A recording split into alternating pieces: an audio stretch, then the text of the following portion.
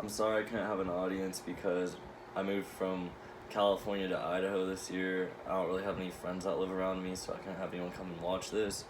But today I'm going to be talking to you guys about snowboarding. And first off, there's three main things you need for snowboarding: your boots, your bindings, and your snowboard. While it's nice, you want your snow pants, you want your snow jacket, your goggles, your helmet, your gloves. The three main things you need to ever be able to snowboard: boots, bindings, snowboard. Second of all, there's three main types of snowboards. So your three types of snowboards are going to be: one, your freestyle or park board. As you can see, it's a little more symmetrical. It's even on both sides. The nose and the tail are the same width, making it easier for you to be able to hit a rail and land either direction, hit a jump, do a 360, or you can do a 180 and land switch. It's easier to ride out of because it's going to be even on each side no matter which way you land. Your second board's going to be your all mountain board. As you see, it's a little bit longer at the top because you want your feet back. This is good for riding back country. When you're deep in the powder, you want your feet a little farther back, that way your nose end is staying up and you're able to not catch an edge and flip over in the snow. It's good for riding deep powder in the back. Also, it's okay for doing jumps and rails, but if you're trying to get into the park, you really want that freestyle or your park board. The third one is the Carver or the Alpine board. This is used more mainly for just downhill riding for speed. You want to get some nice turns in, nice wide, sharp turns. That one's the best for it for sure. The third thing, there's 6 main shapes of snowboards. So your first shape's gonna be the backseat camber board, which is flat on the front, the nose end it's flat. Towards your back foot, you get a little hump, and then it's flat again at the end of the tail.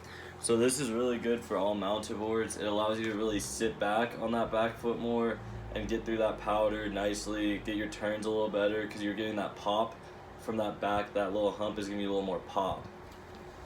The second shape we have is your hybrid rocker. So you see it's flat in the middle, hump, hump, flat at the edge. This one's a little better for your park board. It allows you to get a little more pop off your back foot when you're hitting your ollies. It's on both sides, so you could ollie off both sides. It's also nice having the flat middle for when you're 50-50 on the rails or like hitting boxes, board sliding rails. It's really good for that. The third one we have, this is going to be your hybrid camber. So it's going to be flat on the nose, flat on the tail, and you're going to have a hump in the middle right here. This is also good for your park board. It's nice for when you're hitting the rail on a board slide or something. It's going to be easier to balance your weight in the middle more than if you just had a completely flat board across. The fourth one, this is just your normal rocker board. As you see, it's flat across, but it has a little more like upward edge on the nose and the tail end. This is more good for like your backcountry board because you're able to lean back a lot more on that rocker, and it helps you to get through it instead of having like your Cambridge where it's a hump in the middle. That's not going to help you to be able to lean back a lot, and you're going to probably fall a lot more.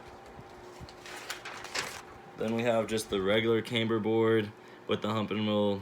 This one is also good for the park because you're able to really spread your feet and just get across and sit with your balance across rails and boxes.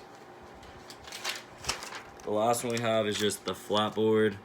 This board's good for beginners learning how to ride because it's going to be easier for them to balance on without having the humps, and they're going to be able to fall a lot less, and it's just easier for them to learn how to ride downhill on the flat board. So lastly, there's 5,645 ski resorts in the whole world. The US holds 481 of them. New York is the state with the most at 50 ski resorts, and here in Idaho we have 18 different ski resorts. The Rocky Mountains are the most visited ski resorts, like the area like Colorado, all the places with the Rocky Mountains most visited, with about 11.6 million visitors a year. And the most popular ski resort in the world is Vail, Colorado, with 5,289 acres of skiable terrain. It's the most visited resort in the world, known for its parks and also its backcountry. Mark McMorris is the most decorated snowboarder ever with 19 medals in X Games Big Air competition, followed by someone who people probably know more, Shaun White in the half pipe with 18.